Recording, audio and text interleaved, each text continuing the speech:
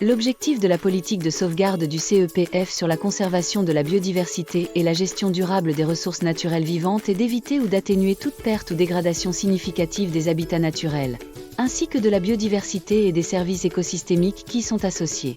Cette politique accorde une attention particulière aux habitats critiques.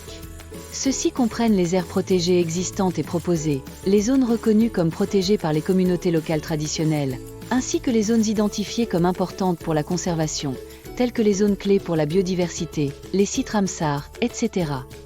Les projets financés par le CEPF doivent éviter de nuire aux habitats critiques, à l'exception des impacts de très petite ampleur tels que la construction de sentiers ou de postes de garde forestiers.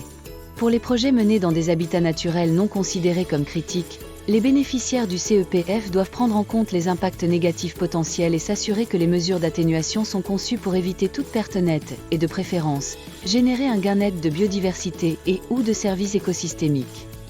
Lorsque vous sollicitez une subvention du CEPF, l'équipe du CEPF classera votre projet dans l'une des 3 catégories suivantes, en fonction de ses risques environnementaux et sociaux. Si votre projet est classé en catégorie A ou B au titre de la politique de conservation de la biodiversité et de gestion durable des ressources naturelles vivantes, il vous sera demandé d'élaborer un plan de gestion environnementale et sociale. Des modèles et des exemples concrets sont disponibles sur le site web du CEPF. Si l'on vous demande d'élaborer un plan de gestion environnementale et sociale, vous devrez identifier les risques environnementaux et sociaux liés à la conservation de la biodiversité et décrire les mesures que vous proposez pour atténuer les impacts négatifs. En particulier, vous ne devez inclure aucune activité contraire aux accords multilatéraux sur l'environnement applicables, tels que la Convention sur la diversité biologique, la Convention de Ramsar et la Convention sur les espèces migratrices.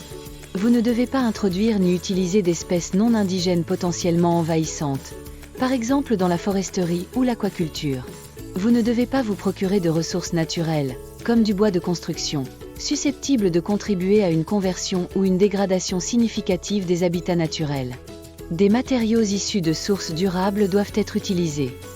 Si votre projet implique l'exploitation de ressources naturelles vivantes, telles que le poisson, le bois ou les produits forestiers non ligneux, vous devez adopter de bonnes pratiques de gestion durable, y compris les normes sectorielles, lorsqu'elles existent.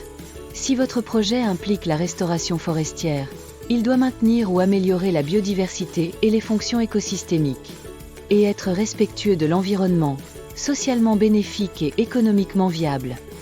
Enfin, si votre projet implique l'utilisation de ressources génétiques, il doit être conforme aux cadres applicables en matière d'accès et de partage des avantages, tels que le protocole de Nagoya.